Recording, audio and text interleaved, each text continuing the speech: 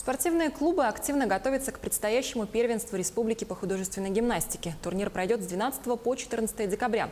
На этих соревнованиях будут отобраны спортсменки, которые примут участие в чемпионате Дальнего Востока. Также отберут сборную для участия в международных спортивных играх Дети Азии в 2020 году. Подробности у Юрия Осипова.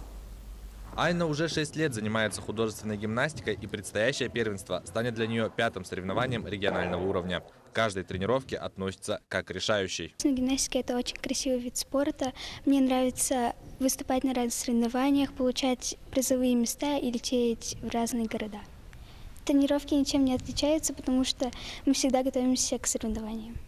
Прежде чем попасть на первенство республики, дети проходят отбор в своих клубах. Под началом Виолетты Никифоровой занимаются 100 детей. Из них для участия на соревнованиях необходимо отобрать не более 40.